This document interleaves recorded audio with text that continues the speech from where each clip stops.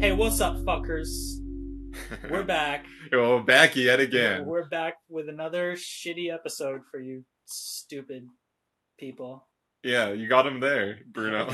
You really Sick showed burn. them. Yep. They're gonna be crying. I'm Bruno, And I'm Big Mouth.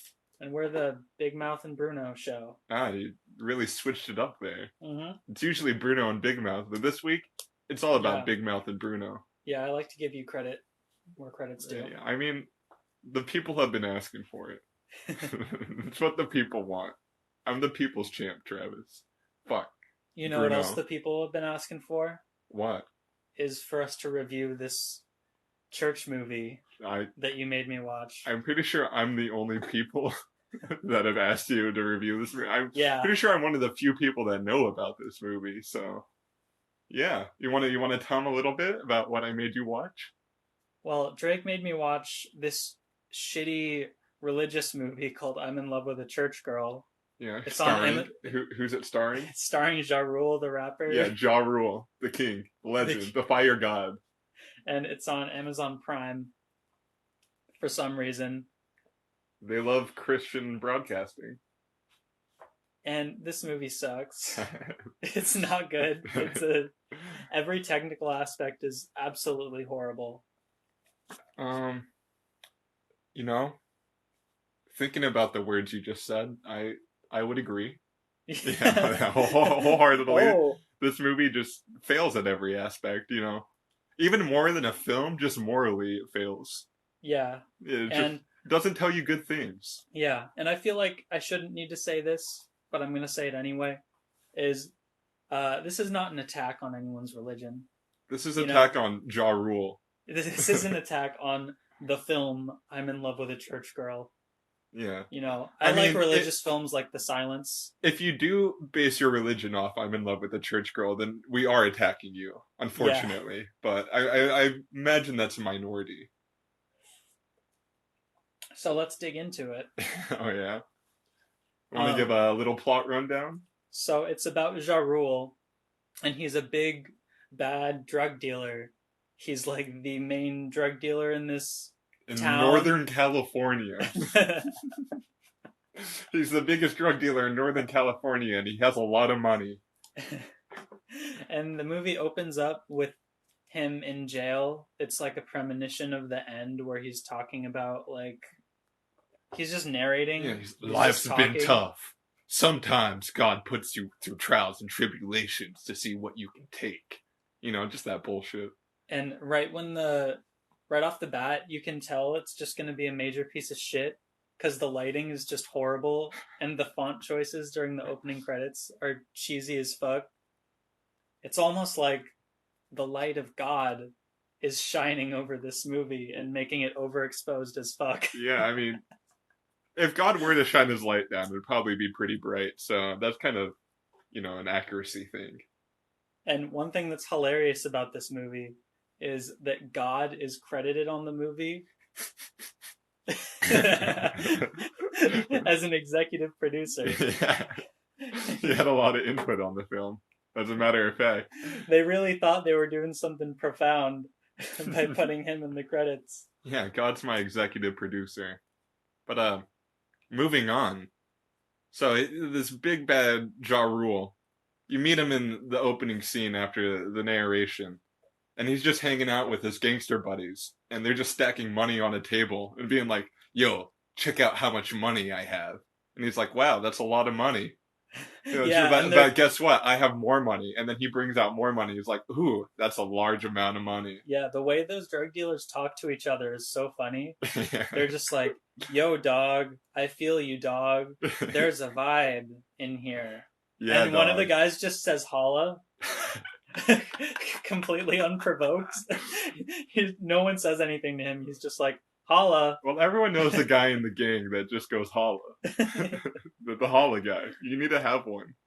And that scene takes place in like a fucking huge warehouse with only one table in it. Yeah, It's nothing not it's else. not like in anyone's house. Like It's not even like there's any illegal things happening. It's just an empty warehouse aside from a table. they're just giving money to each other, Yeah. which I guess it's drug money, so they would need like a hideout or something. But I Yeah. was just confused why it was a huge location with only one piece of furniture I and a feel like they could spotlight have on them. furnished it just a bit more. A bit like a couch or a rug. He has this Yeah. Christian mom who's like, Miles, you need to go to church, and he's just like, nah. And the reasons he gives for not going to church are sort of like what I think the people who made the movie think people who don't go to church I like think like it yeah. yeah. Hold on, just edit that last part out. I'm gonna Okay. Yeah, restate restate my it. point. Um, the reason he gives for not going to church is sort of like a superficial reasoning that I think the producers think people have for not going to church. Yeah. I don't remember what his reasoning was. Enlighten me. The reasoning he gives for not going to church is sort of like superficial, Yeah. and you sort of get the sense that the people who made the movie think that those are the reasons why people who don't go to church don't go to church. Yeah, like And he says things just like, "Oh, I don't know, the music is boring, the service is gloomy, and the it's just sad. Those paintings are weird." yeah, they bad vibes. But really, it's just like some people aren't religious. Yeah, well, I Like mean, they don't believe what you believe. the only reason I don't go to church personally is because, it's really boring music. If they just had some poppin' tunes in there, like, I'd go every week. Probably every night. He's talking to his mom, and he's just like, "Yo, tell dad I'm gonna holla at him later." And his Christian mom is just like, "Holla? What is holla?" She acts What like is he's this gang talk? yeah, she's acting like he's Satan's spawn because he said holla. Well, that's a dangerous word, holla. Yeah, But then he meets the titular church girl. yeah, the church girl. The church girl whom he falls in love with, as the movie's title suggests. Yeah, there's this really funny scene at the okay. I want to talk about the party where he meets Vanessa You want to? Yeah, first. let's talk about the party. Yeah, he goes to this party for no reason. I It's mean, just a bunch of old white people. I don't know why he would go to this party. And there's this it's to guy. make drug connections. There's this guy who talks to him out of nowhere, and just he talks about how religious he is, and he's just like, "Oh, you can't call us religious. We get offended by that term. It's like, what do you want me to You call need you to then? say I'm a man of faith." And it's like, what? We're really mincing words here, buddy. All right. Like, you're not oppressed. Yeah. Come on. They're going to start putting stars on people who are religious. And they're going to start rounding up religious people, but not the faithful people. There's like when he's talking to Vanessa for the first time, he's just like, I think he even says like, he just says, "Oh, so you're Christian," and then she even says like, "Oh, we don't prefer that you call us Christian," and it's like, what the fuck? Yeah. Since when are these people offended by Christian? The concept of being called a Christian. That's like a perfectly reasonable thing to say. Yeah, I'm pretty sure most people would just say, "I'm a Christian." Yeah. Yeah, Like, what does it say on the sign outside of your church? What does it say? Does it say faithful people come here? Yeah. The Baptist Faithful People Church? No, I said church.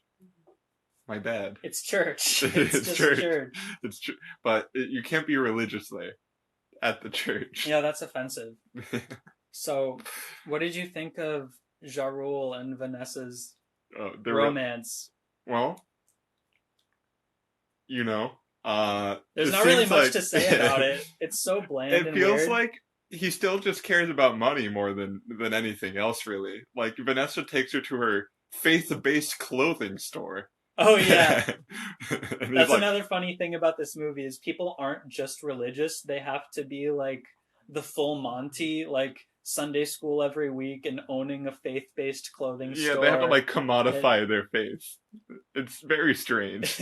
And Ja Rule's like, wow, I bet there's a big market for this, ain't there? And she's like, yeah, I guess. He's like, yeah, I bet you make a lot of money. And it's like, what's going on here? he's being changed by Vanessa through the course of the film. Through the course of the film.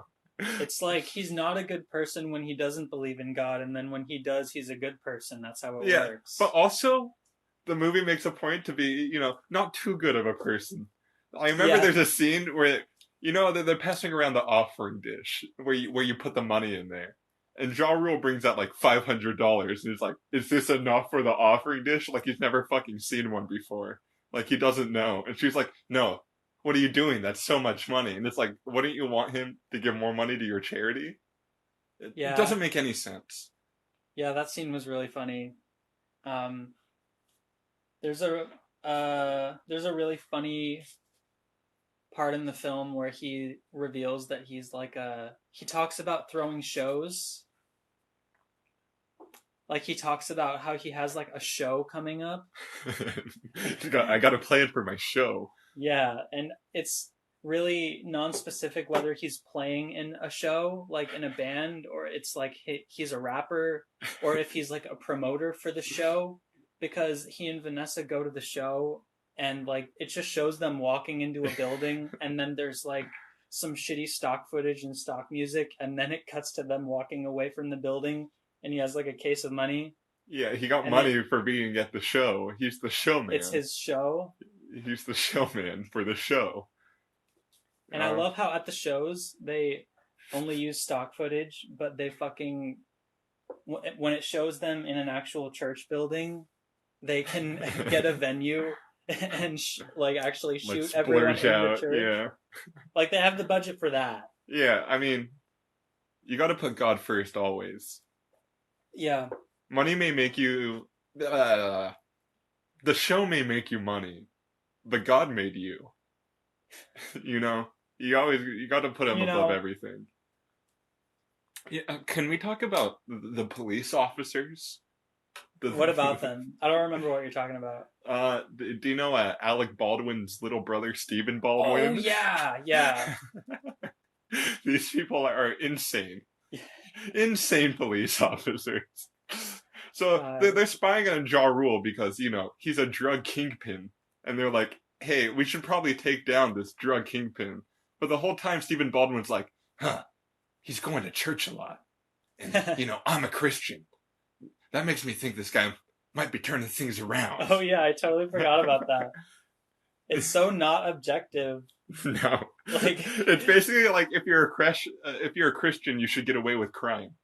yeah, the whole movie they have that attitude of just like, oh well, he believes in God now, so he's a good person. Yeah, let alone to be a drug kingpin, you got to do a lot of murder, I imagine, like a lot of murder. Yeah, he probably busted a cap in someone's ass. Yeah, an excessive amount of busting caps, I'd say.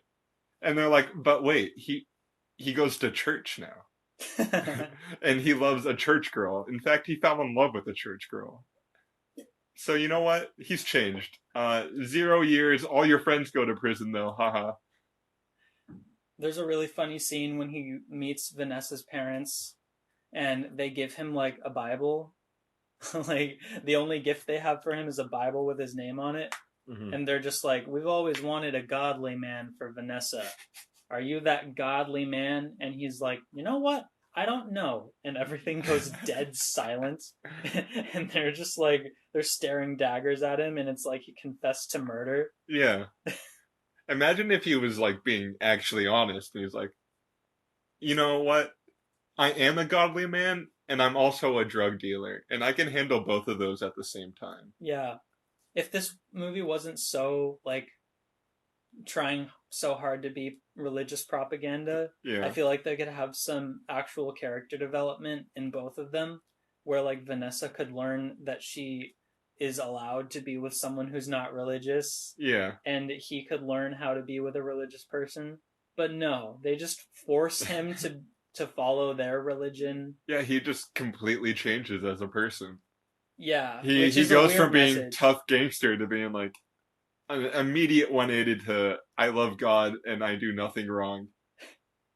Oh, by the way, the police will also let me go because I'm a Christian now. And by the way, even better, they will let me keep all the money I made off my crimes. Yeah, there was no payoff for him being a drug dealer at all. No. It's like when they were writing this character, they're just like, how do we make him like a bad guy?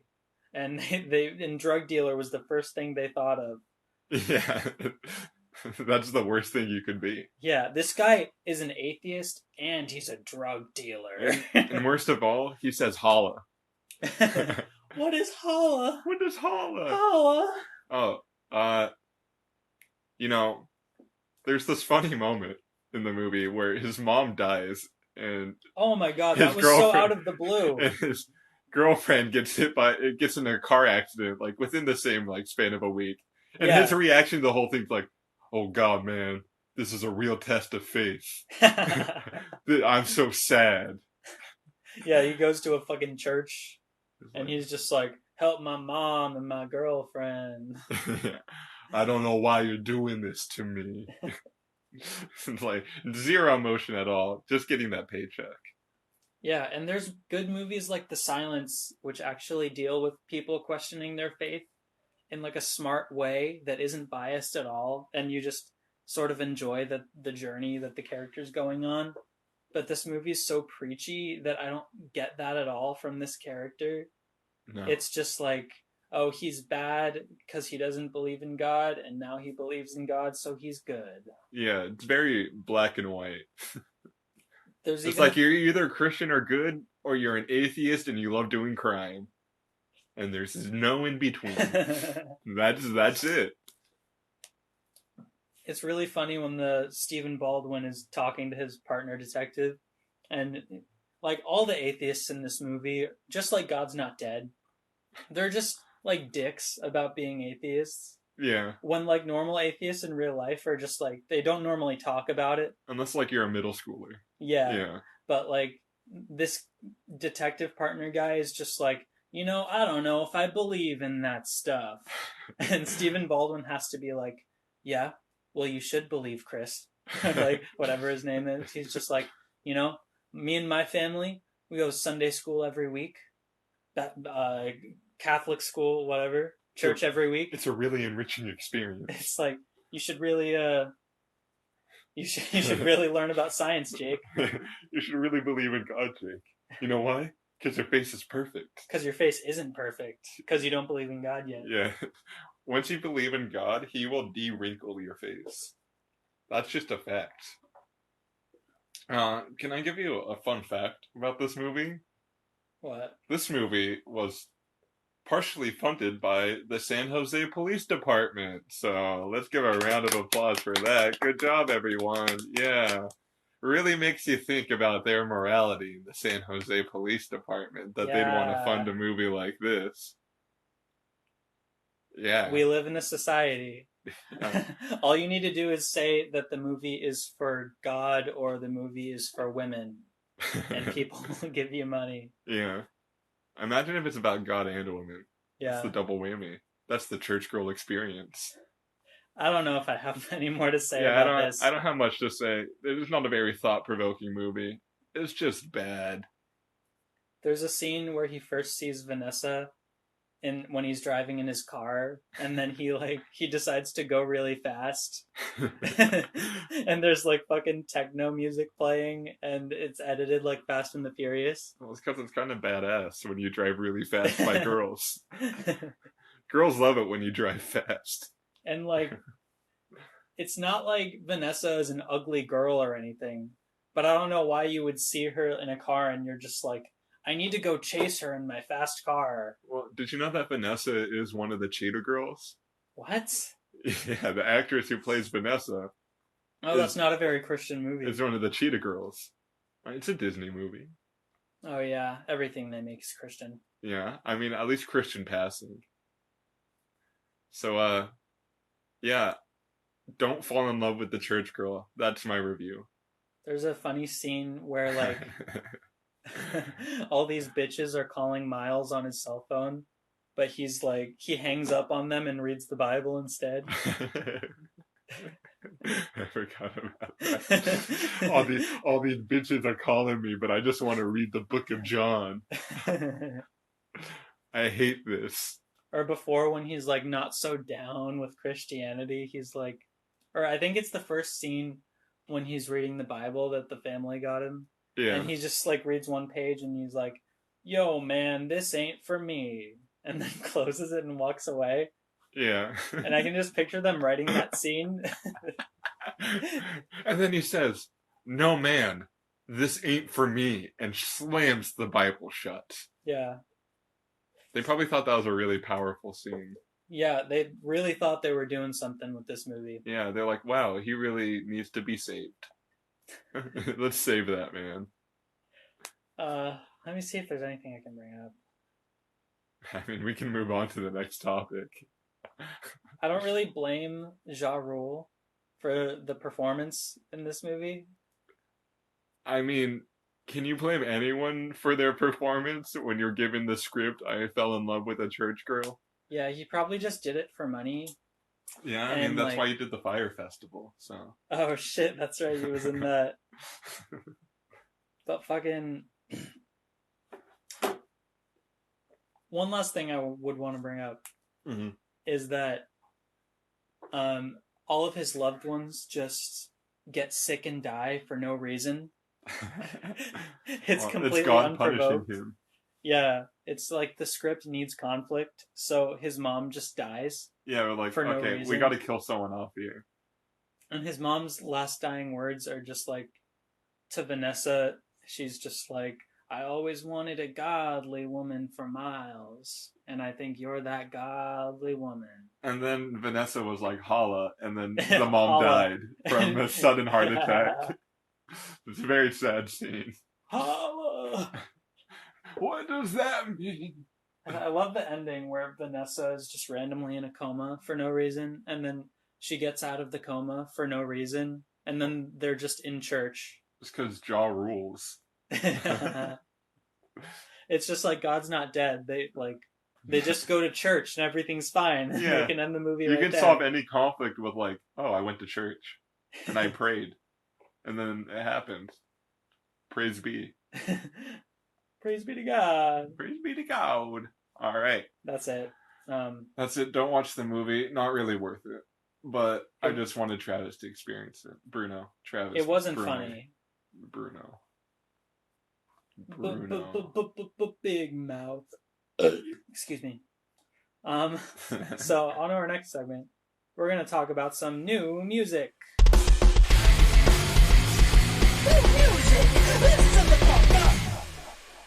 And our first song, hold up, is The Offspring. Oh, Let the bad times roll. And I want to know what you thought of this song, Jay. well, it's definitely the worst one of the week. Yeah. I'm 100% confident about that one. And, you know, that was a surprise to me, because you guys will find out soon. There was also a Green Day song this week. And, you know, The Offspring really blew that one away. In a bad way. In a very terrible way. I don't know why you take inspiration from 303 right now when you're writing your Offspring songs. That's true. I didn't hear that, but that makes sense. Yeah, I have no idea what they were thinking. They tried to rap, but they didn't. And they tried to sing, but they can't. And it's just bad. It's not good. The chorus sounds like a poppy ska type thing to me, and it's just weird. They repeat that chorus like 7 times in the song. Yeah, and you want to shoot yourself by the end of it. I honestly, the last like 40 seconds, I didn't listen to, because it was going to be the exact same as everything else. I was sure of it, and I'm like, okay, I don't want to kill myself tonight. Yeah, the only thing I kind of like about the song is the verse section a little bit. I kind of like the guitar chords they use, but that's it. Yeah, that's like the cherry on a shit cake, you know? Yeah, the production is so bad that you can't enjoy anything about the song. It's just over compressed and weird. and bad. The lyrics are really bad. Yeah. All of I can't tell if Let the Bad Times Roll is like a 2020 bad joke or if it's just about bad times in general. um, It's so I think narrow. you're trying to think about it more than they ever could, Yeah, which is really surprising. The lead singer of this band has a PhD, and then he does this shit. It really makes me doubt, the whole education system at that point. there's one lyric I wanted to bring up where Yeah. he says, "Hey Lincoln, how does your grave roll?" And it's like that's not the saying.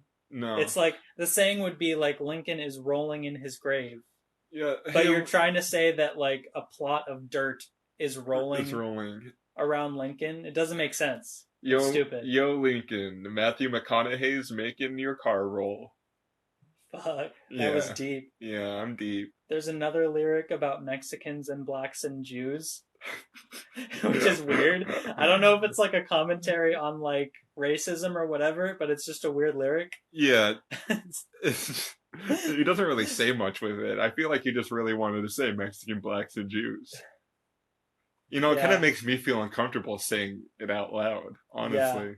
Let's just move on. Yeah, let's go to the next song here. Yeah, the next song is that Green Day song. Hey, It's called Here Comes the Shock. you know, guess what? Guess what? Also not good. Also Yeah. very not good. I mean, it's a Green Day song. Yeah, at least with this one, it's just like more boring than anything. It just Yeah. sounds like every other Green Day song, and I've immediately forgotten most everything about it. Yeah. It's like it's a lot better than that last record they put out where it was just weird and you couldn't even tell it was Green Day. Yeah, I feel like fans of Green Day would like this song, but it's just so indistinguishable from anything they've ever put out. yeah, Like it's just not even worth listening to in my opinion. yeah. I don't have much to say more than that. Yeah. If you like Green Day, you'd probably like that song, but I Yeah. imagine most people don't like Green Day anymore. So, You'd be surprised. People yeah. like MGK in 2021. I mean, he's a pop punk icon. Pop punk savior. Next song, we reviewed uh, this band's last single, Business Casual, and we hated that one. Yes.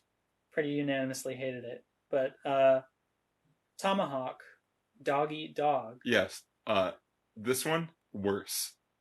I disagree actually. Really? Yeah. Oh I wow. think I feel like I could latch on to the grooves a little bit more in this song, and I feel like it had more of a structure. And I don't think the vocals were as bad as they I were thought in the the last vocals one. were more annoying. Oh, I I kind hated his like thrash metal voice. oh yeah.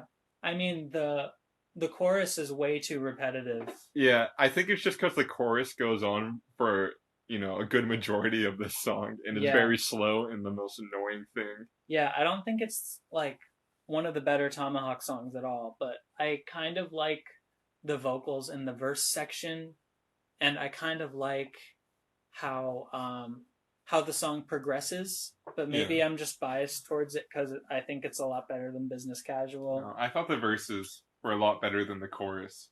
Hmm. But even then, I thought all the instrumentation was still pretty boring. It was Oh just yeah. Mike Patton's like vocal style that was carrying those sections. Yeah, I kind of like the guitar part in the bridge. Yeah. Like, but I don't like how he just decided to repeat the vocal pattern from the chorus, but quieter Eat during the dog, eat. eat doggy. Eat doggy. Eat Yeah, doggy. it's an okay song. I don't know. Uh, I don't listen to it.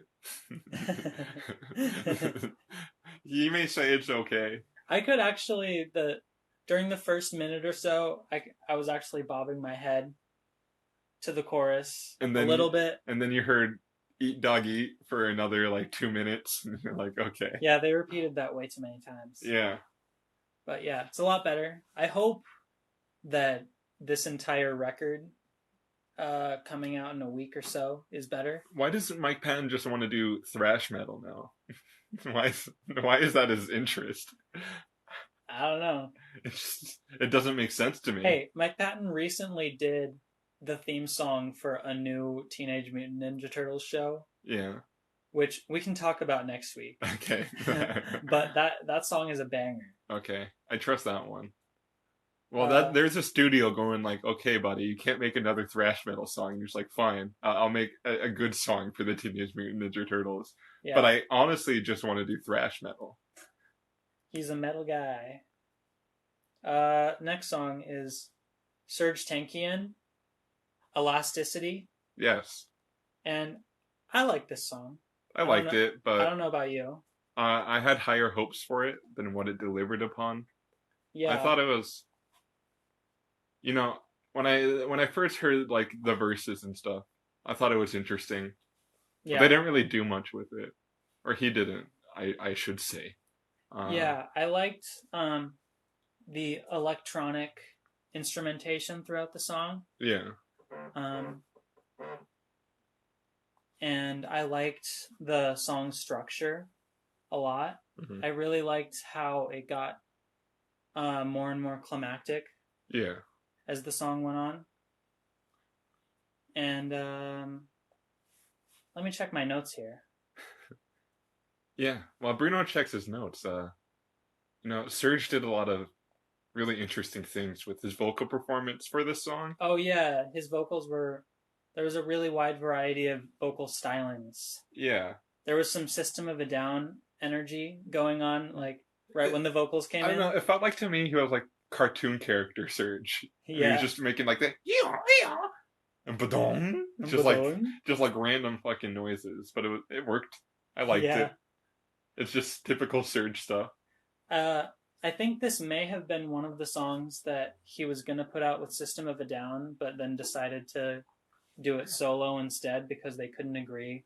Him and Darren. Yeah, I could sort of see this being a System of a Down song if they all got a chance to sort of bring their own punch to it. Yeah. I think it would have been better as a System of a Down song. Yeah, it was sonically a little bit empty sounding.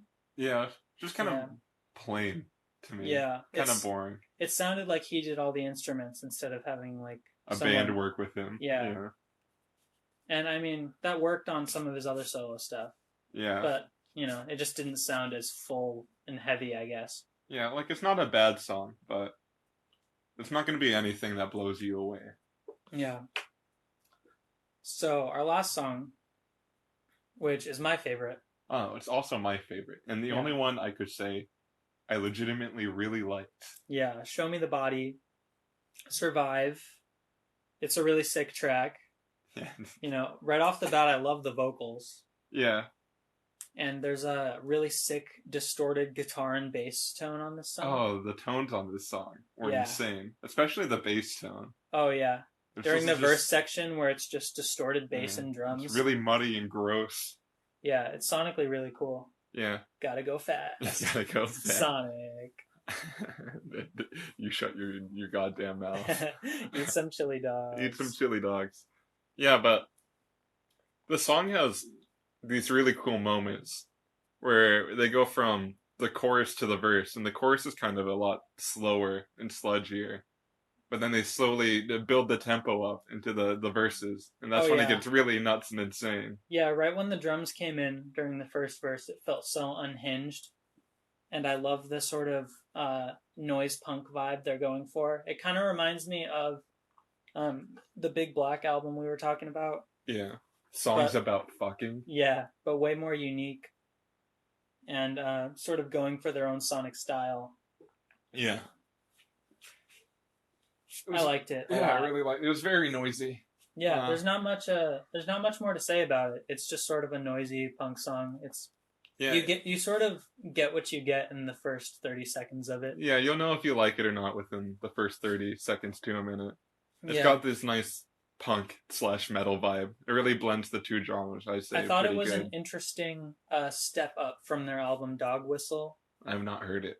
Oh, I listened to that quite a bit. It's a good record, but this new song is a lot more exciting.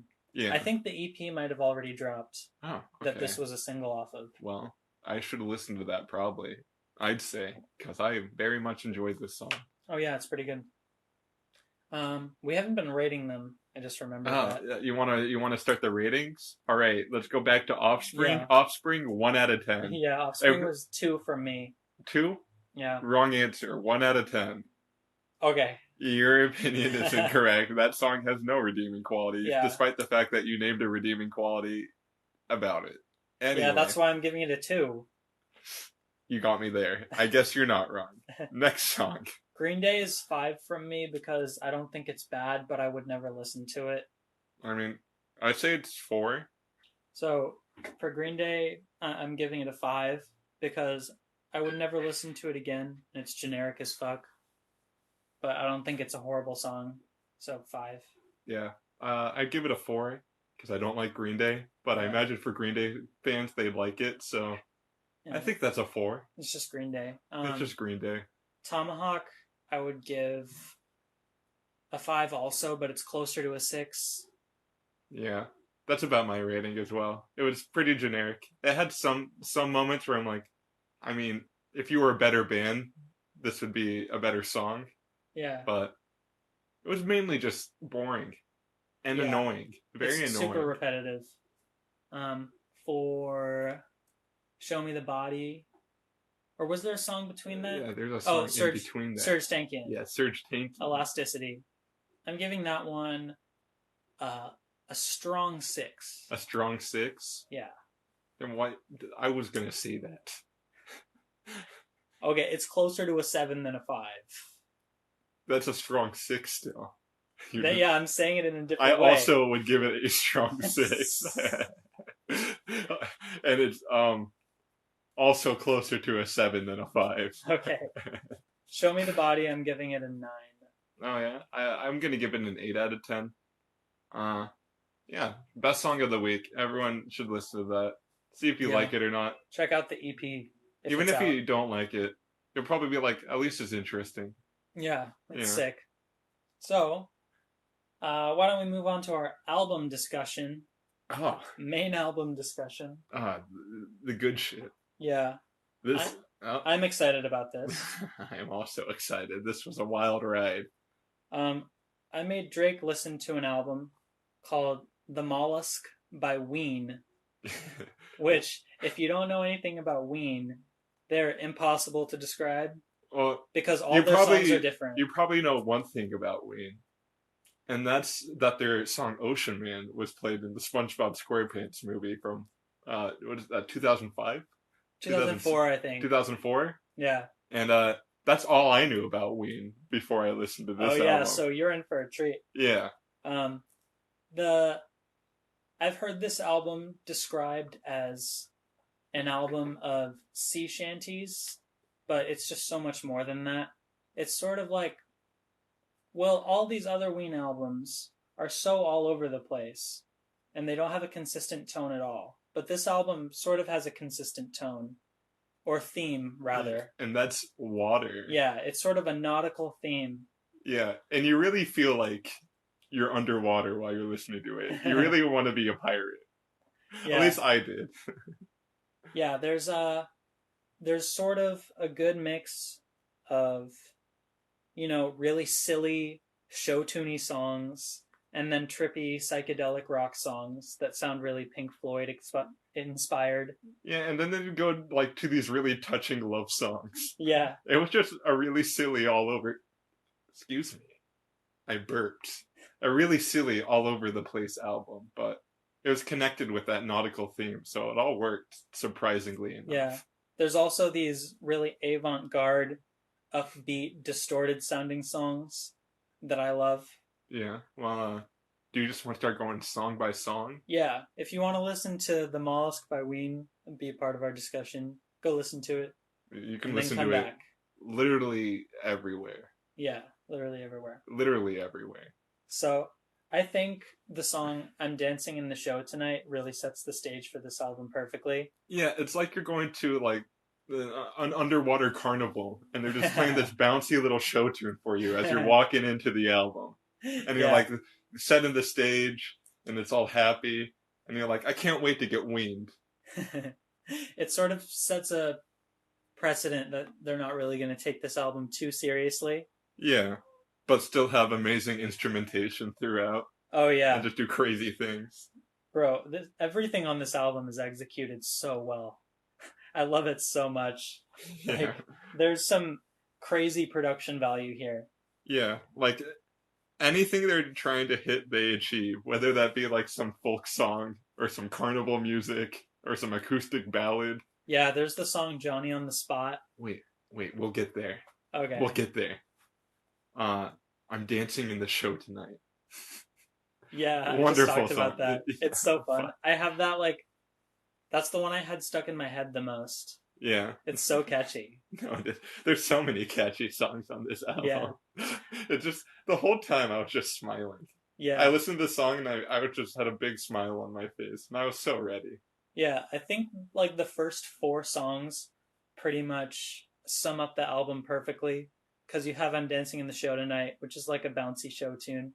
Then you have the title track, The Mollusk, which is just like a It's just weird. it's just a weird ballad. And it's got these like cool guitar underwater effects. Yeah, it sounds like bubbles rising up to the surface of water, like the Yeah. samples. And you And just it tells the story of this old man talking to this boy and being like, "Hey, did you find a mollusk in the sand?" And the boy's like, "Oh, I did find a mollusk in the sand. I quite happen to like this mollusk." It's just nonsensical, but a wild and fun time. yeah, the instrumentation on that is like so good though. Yeah. Towards the end, there's this crazy synth solo that kind of sounds like a trumpet, but you realize it's a synth later when it just fully Yeah, distorts. when it gets all crazy. Yeah, it's a really epic conclusion. But then there's what's the next song again? Polka Dot Tail. Yeah, Polka Dot Tail is where it really starts to get experimental. Yeah. And it sounds like a waltz at first. That's just like And the lyrics are so weird. yeah, and It's then just like, have you ever made a flan and squished it in your hand? it's like the old Beatles albums, like Yeah. the I Am the Walrus era, where they're just really high on acid and just writing everything they see. Anything they think of is just a new lyric. It's like there's a whale with a polka dot tail. Just Yeah, but every time the verse stops, they go into these crazy experimental synth sections where it just keeps building and building and getting noisier. yeah, And I feel like the songwriting here on this album is not that experimental, but the way the synth is executed on these songs sort of makes it like sort of tilt in yeah. that direction. It's really subtle. It's Like the not like instrumentation's really what drives it forward. yeah. It's like if you had a different band making these songs, then it would probably just play it straight Yeah, instead you of gotta adding all wean these out. yeah, instead of adding all these experimental textures over it. Yeah, all these underwater vibes. Yeah. And Johnny on the Spot is probably my favorite song on the record. Really? Yeah, it's really fast and distorted Yeah, and electronic. it's like a punk song. Yeah. Yeah, I was. They go from like weird experimental to punk experimental Yeah, to ballads. to ballads. It's just I've already said that a lot. It's mind blowing and how they Yeah. succeed in all these different genres. Yeah, but it also gets really epic. Yeah, It's awesome. There's like what epic. there's this one song called The Golden Eel Yeah, that sounds like Tool at the beginning. yeah. And when the chorus comes around, there's like a crazy amount of instrumentation there. You know, I It sounds honestly, really loud and epic. when I first heard that song, I didn't really like it that much until Oh, I yeah. reached the second half, and I was like, ooh, they kind It's of great. recontextualized the first half, and now I like the whole song now. Yeah, the vocal harmonies are great, and there's so many layers to the chorus that make it sound really sonically massive. Yeah, It's just, so good. It's just wonderful songwriting. They're really good at, playing on what's the word? Noise level. How loud the song is, going from Oh, yeah. like a soft to loud. Dynamics. Yeah, the dynamics of the song. They're really good at playing with all the dynamics. Yeah, the song structures are really good. I feel like if I had any complaints, I think some songs are a bit too long and some songs are a bit too short. Like there's one ballad, I forget what it's called. It's like a It's a Mutilated Lips. no, I like that song. Yeah, I like that one too. Hold on, it's called Cold Blows the Wind, Oh yeah. which I think is like a good song, but it's like way too long. It's like 5 minutes. Yeah, And then it's there's styled like an old timey English folk song. yeah, Yeah, I like that aesthetic choice though. yeah, But then there's this song, Buckingham Green, which I lied before. This is my favorite song on the Oh, I album. love Buckingham Green. Yeah, it's so good. Yeah. It's just a power ballad. Yeah, it sounds like a Pink Floyd song. Yeah, Yeah. and by the end of it, it gets really epic. There's a full orchestra and like a fucking oh my god. Do you know what the I just love this Buckingham song. Green is? No. It's a mall by their house. And the song's so epic. And there's like love. And it's talking about this kid who has like one eye and starts seeing angels and shit. It's just about a mall.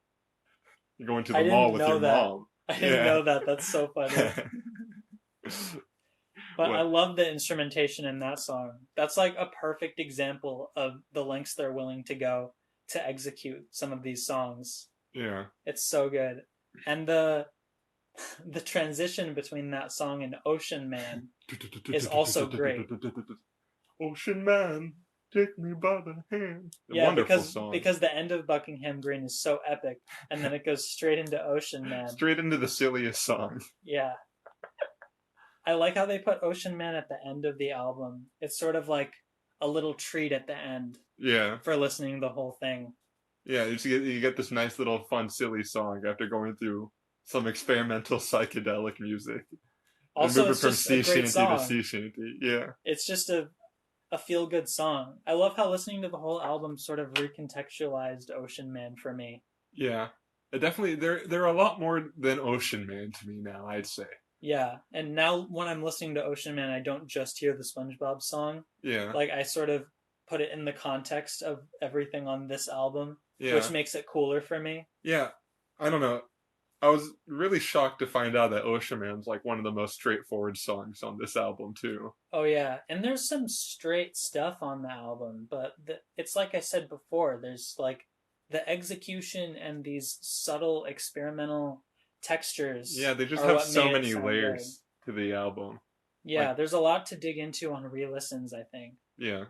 And there's also just like great silly songs like Pink Eye on My Leg we haven't talked about yet.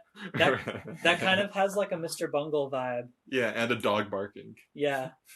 It has like those beachy chords that you would find in California. Yeah, and then it's quickly followed by "Waving My Dick in the Wind." Oh yeah. The That's what silliest song on the album, I'd say. That's what I was gonna say too. Some of the Yeah. songs don't even try to follow the nautical theme at all. No. Like Johnny on the Spot and Waving My Dick in the Wind. Yeah, this one's just about waving your dick in the wind. And it's not much more than that. Yeah, the lyrics are weird. Yeah. Ooh, I really liked the Blarney Stone, which was just like a straight yeah? sea shanty. Yeah, yeah. Yeah. That's one of the. There's definitely more than two sea shanties on the album. Yeah, but this one's like the straightest sea shanty on the album. The lyrics in that one are really weird also. Yeah. There's this one where it's just like he's talking about stale bread. And he's just like, if I don't get some fresh bread soon, I'll punch you in your face and bark at the moon. Yeah. He keeps on saying that he's gonna chop you down with a claymore. I didn't notice that. Yeah, I don't think pirates carried around claymores, but I really like that line. Yeah, that was funny. That's one of the funnier songs on the album.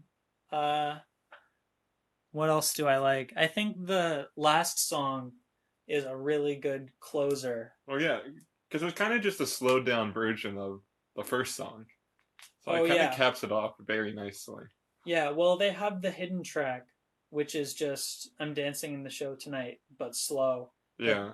But the main track is She Wanted to Leave, which is another sort of sad romance song, but also in the form of a sea shanty, like some of the other songs. Yeah. And that sort of like does a good job of putting a cap in the rest of the experience. Yeah. While staying true to the themes of it. The nautical adventure. Yeah. God, I just love this album. Yeah, I love it so much. It's the one Ween album that I think I can really get into because the other ones are just so all over the place that it's kind of hard to. You can play anything off of any of their albums. Yeah.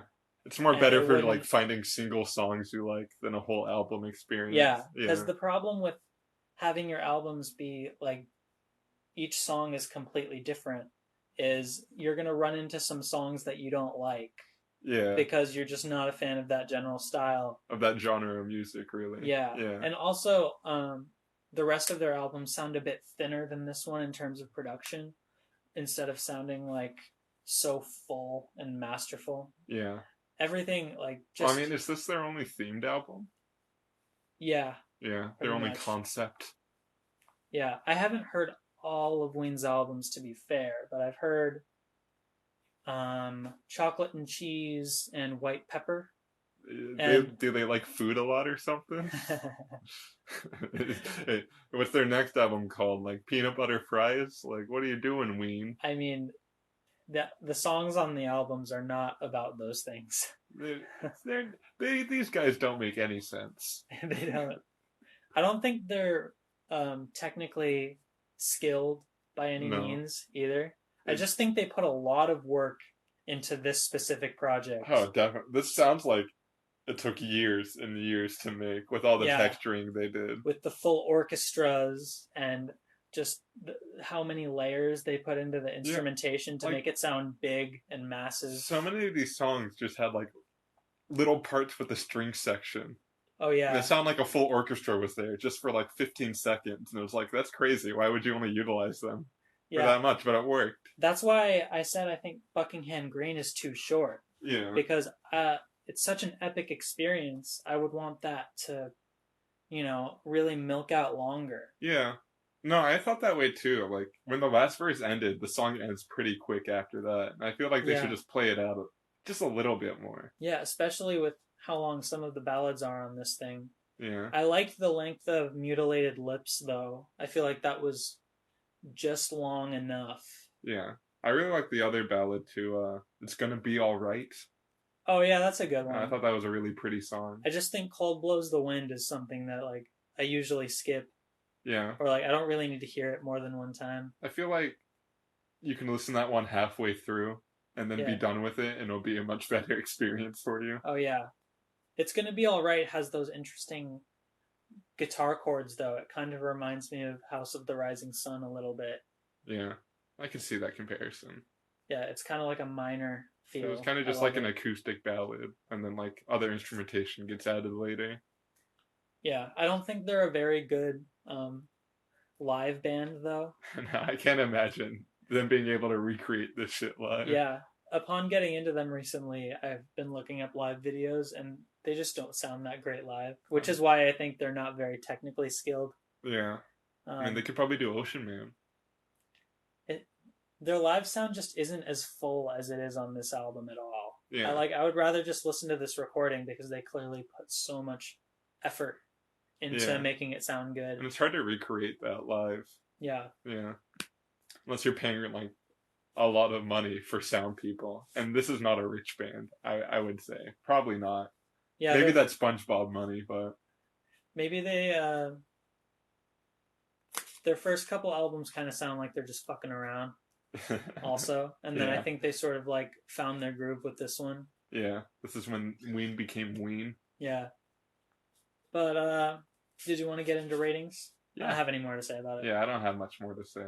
Well, why did I say much more? I don't Munch have more to say. Much more. Munch more. Yeah, we're actually reviewing Chowder. I love that show. I know you love that show.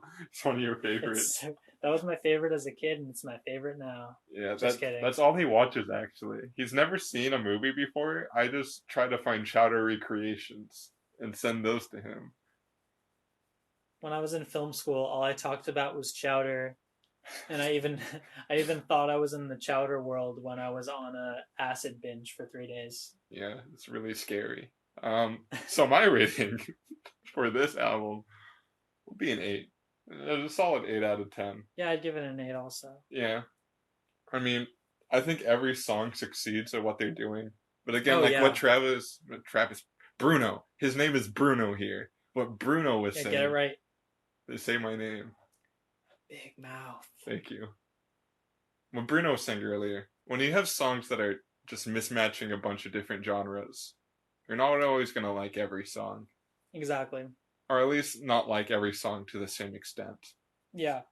So, You're Some gonna have songs, preferences towards certain songs. yeah, I feel like anyone that listens to this album could find a song that they think is like a 10 out of 10 and one that they think is like a 6 out of 10, and it'll Yeah, just be different between person to person. yeah. I think I would give it the same rating. I think the only songs I'm probably gonna revisit in the long term are probably Johnny on the Spot and Ocean Man and Buckingham Green, because those are the ones that I feel appeal to my tastes Yeah. a little bit more. But overall, it's really masterful execution of everything they try to do. Like you were saying, Yes. it's great. You're great. You're greater than the album, actually. Thank you. I know. We have such good chemistry. We should start a podcast. Yeah, we should stop recording ourselves in private and record ourselves in the public. I love recording my privates. I know, I've seen those. So anyway, did you want to get into our film discussion? Yes. So Bruno had me watch the movie 12 Monkeys by directed by Terry Gilliam I of love Monty him. Python fame and Oh yeah, other directorial movies. he made a lot of stuff. Yeah, he has made a lot of stuff, a lot of good stuff. Yeah. Um, I've been getting really into Terry Gilliam style. You know this. I do know Um, this. this was actually the first movie I had seen by him, and when I suggested it on the last episode, I had not seen any of his other films. But since then, I've checked out um, quite a few of them. Like, Brazil. yeah, Brazil and Fear and Loathing in Las Vegas. I've And I think the only one I've seen besides 12 Monkeys is Fear and Loathing. oh yeah, and I Yeah. would love to get into that movie on this podcast. We can do It's that at some point. yeah, it's a great movie. Um, but this movie kind of tries to go less for a straightforward comedic style. It's a lot darker and a lot more mature. And I Yeah. think I love when he tries to do comedy. He executes all that really, really well. But this goes for like it has a slight comedic tone, but that serves more as icing on the cake Yeah. rather than the main focus It's of more it. of a science fiction movie than Yeah, anything. it's like a straight science fiction, and I think it's really well made. Yeah. I think there's a lot of great performances in it, and I That's think like one of Bruce Willis's best performances. yeah, And Brad Pitt. he's great in it. We're not in spoilers yet, by the way. Yeah. We will let you know. We're spoiler free for now. Um, yeah, I think this is still my favorite one. Did I say that already? I don't think so, but Yeah, after seeing you some like it of more his than movies, Brazil? yeah, I think this is my favorite one because it has Okay. so much depth to it. It's has a lot of rewatchability Yeah. because since it's a time travel movie, it's Yeah. gonna be a little bit convoluted. I was gonna say, like, I feel like any time travel movie instantly has a rewatchability factor. Yeah, because Just because the plot's gonna get a little complicated. yeah, the plot is so full of twists and turns. Twists and turns? Yeah, that I don't even know what's going to happen most of the time. Yeah. It's pretty hard to give a straight plot summary for this movie Yeah, I'm not without gonna try. spoiling, or else it'd just be like a sentence long. Yeah, let's just talk about things we like about it. All right. Um, Yeah, like what you were saying earlier. They really Terry Gilliam really blended comedy and like just the horror and dread of the situation really well. oh yeah, Like there'd be like a really intense scene that happens, and then it'd just cut to like a random old man laughing or something. yeah, And it'd be like, okay, it kind of brings a little brevity to these intense scenes. yeah. I'm just And, like- gonna give a quick. Sorry to interrupt you. Yeah, no, go ahead. I'm just gonna give a quick plot summary though. Yes. Is No spoilers. James Cole is Bruce Willis's character, and there was a deadly virus that wiped out most life on Earth I in think it was like 1997. 5 billion people. Yeah, something like that. And he had been living underground since he was 8. It was the year 2035, and he's in an underground prison. And the scientists that are in the prison offer him a reduced sentence to go back in time and find out who initially released the virus. And there's so many complications that happen that cause him to get sent to the wrong year, and Yeah. then he messes something up, so he needs to go back to his time and then back to 1996 and all these things. It's a Yeah. really wild ride. It is a very wild ride. Yeah. And I he's think chasing. By the way, a quick little more aside before we get to spoiler talk. yeah. Uh, you may be wondering what the 12 monkeys are. You find this out pretty early. Not much of a spoiler. Yeah. They're a terrorist group that released the virus onto the surface. So just in case you're wondering what 12 monkeys are, Yeah. those are Well, the 12 monkeys. let's get into spoilers right now. Right now. So, spoilers for Uh, 12 Yeah. Monkeys. If Shut your ears if you haven't seen the movie, or don't shut them if you don't care. it's on Hulu, It is on Hulu. so go watch it. Bada bing, bada boom. Uh, so actually, the Army of the 12 Monkeys is not the one Yeah, they that didn't release releases the the virus. virus, but I couldn't say that there, Bruno. Yeah, I see. That's why it's hard to give a plot overview when there's so many twists and turns. there's so many. It's kind of hard to. Let me check my notes real fast. Yeah. Um, So as Bruno was saying earlier, he's initially sent back to 1990, and keep in mind that the outbreak happened in '96. So wrong year, buddy. yeah, they don't even have time travel mastered at all yet, No. so they just send him to the wrong year. Well, that's why they're just sending prisoners, and the Yeah. whole time they're calling the prisoners volunteers, even though they're forcing them to do it. Oh And that's yeah, like part of the comedy of the movie. It's just like stuff like that. yeah. There's a lot of like good jokes like that, like when they're sending him to 96 for the first time, and there's that doctor that says like, "Yo, we're sending you to April 1996, right on the money." And then, Yeah, right on the money. Then it immediately cuts to him in fucking World War One, and he's like naked on a battlefield, screaming, and then he gets up to run away and just gets shot. That was a really funny moment. 1916. Did you like the institution portion of the film? Yeah, I think just from like my precursor knowledge, never seeing the movie before, I thought the whole movie was going to be in the institution. Oh no. Yeah, I had no idea they ever left the institution. I thought it was going to be like time traveling, One Flew Over the Cuckoo's Nest, you know? Yeah. And there was like I saw an interview with Terry Gilliam that kind of recontextualized the movie for me, where he said like, when I first heard it or when I first saw it, I thought it was just everything was sort of happening in a linear fashion. Yeah, like in order.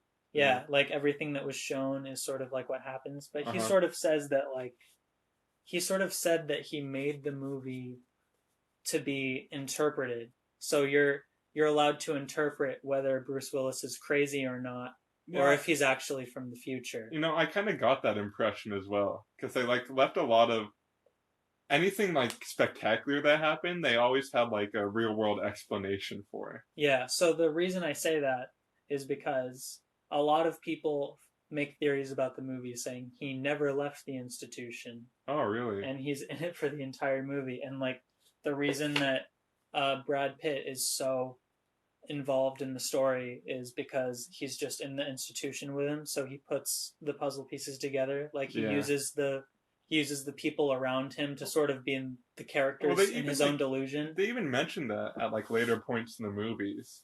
Yeah, you know? Like when he's like running around with the psychiatrist that he kidnapped. Oh yeah, that scene was so intense when he first kidnaps her. Yeah. And he's like, "Play that music. I like that music."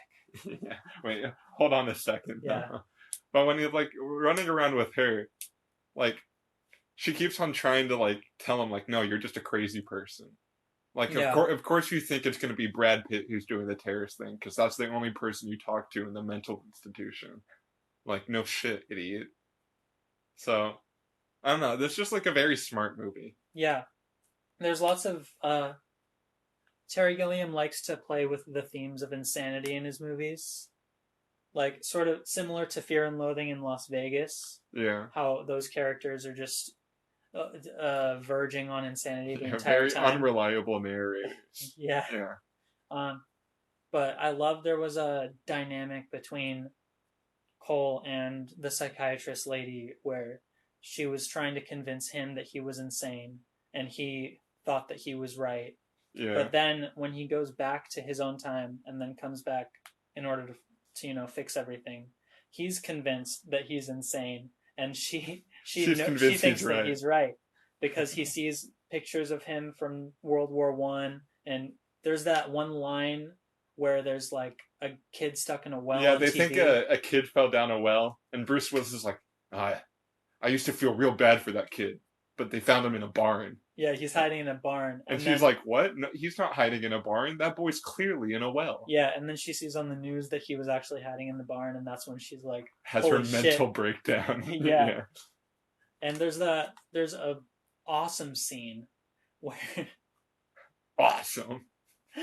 where she's like, there's a dude who breaks into their hotel room, and she's like, "Beat him up!" Yeah. like kill him, take his money, Yeah. and it's just like a point where she reaches total insanity, Yeah. kind of like how she viewed Bruce Willis's character earlier in the Yeah, it's film. funny. I really like that they switch places. Yeah. And then, Bruce Willis, being the completely sane person he is, cuts his teeth out.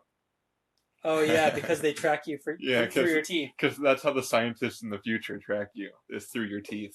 In Yeah, case anyone was worried about being tracked by scientists in the future, listeners at home, just go cut your teeth out and you'll be safe. yeah.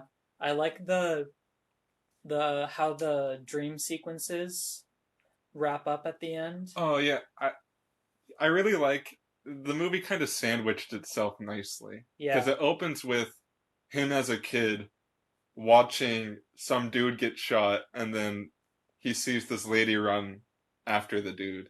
And the whole movie is just kind of building up to the end where Bruce Willis was actually the guy that got shot, and the lady that ran after him was the psychiatrist. yeah, and he was there as a kid watching himself die. Yeah, it's like a completed time loop. I Yeah, found that very interesting.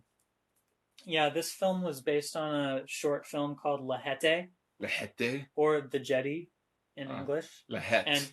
and that film is nothing but still images and narration and score, and the Yeah, narrator is telling this story along with the just image, images. yeah, the Yeah, image accompaniment of the guy who sees a man die at the airport, and then at the end he finds out it was him. yeah. Oh, and that's interesting. and Terry Gilliam put a lot of his own spin on it, Yeah, which is why I'm glad that he took this project, because I think he made something really unique with it. yeah, I could easily see a director like Ridley Scott playing this story a lot more straight. yeah. And just like copying the original source material. Yeah, Yeah, kind of like a Blade Runner type thing. But yeah, I'm glad he did it because he brought a really unique tone, and I think he's a great actor's director. I love how he directs Bruce Willis and Brad Pitt in this film. Oh, definitely. Brad Pitt seems out of his fucking mind. Yeah. Yeah. Did you like his character? I did like his character. And I like that this whole time he's like talking about how like Bruce Willis gave him this idea that's going to save the world. And like as the audience member, you're like, oh yeah, you're just going to release the virus. You're the army of the 12 monkeys. And then you reach the end of the movie and all they did was like open up a zoo. Yeah, they let all the animals onto the freeway. Yeah. And it's like, oh, they didn't release the virus at all. Yeah. They were just idiots. But on my second watch, I realized that. So let's go back to when they're in World War I, right? Yeah. He sees his cellmate Jose Uh-huh. on the same battlefield, and he gets captured. Yeah. And he gets left in 1916, and he tells people that he's from the future or whatever. And there's this conference with the psychiatrist who Bruce Willis kidnaps later in the film, Yeah. right? And she's sort of giving a conference about this man who was kidnapped during World War I and warning everyone about a deadly virus.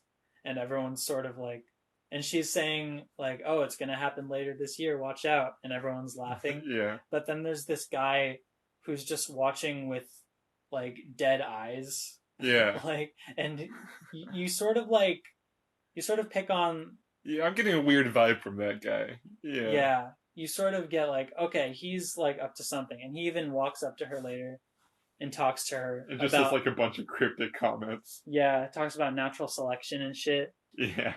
It's like, maybe we're the endangered species. Yeah.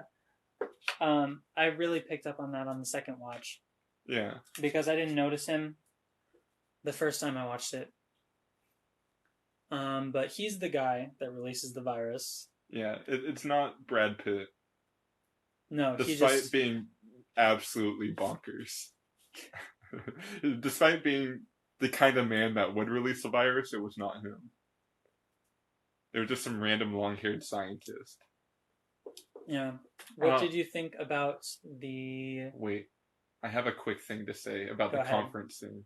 I also like they also mentioned that there was like another prophet that came in like the Middle Ages and would also say that there was going to be like a huge virus that happened 600 years later. So it's kind of Oh, implying that like they've sent them back multiple times or other people back multiple times, like even further in the past.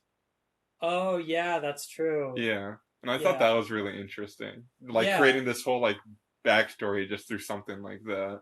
yeah. That reminds me of something I wanted to bring up that I just forgot about. They talk about the Cassandra complex, Oh yeah. which I think wraps up The whole movie. the themes of the movie perfectly. How like a knowledge of the future, or like a Cassandra complex is being cursed with knowledge of the future but inability to do Lo- anything about it. Like nobody will believe you. Yeah, Yeah. and I think that um, sums up the movie perfectly Uh because when Bruce Willis is trying to change the future, he really can't. yeah, he can't do any. They just think he's a crazy person and locks him Yeah, away. because at the beginning of the film is this, prophesization.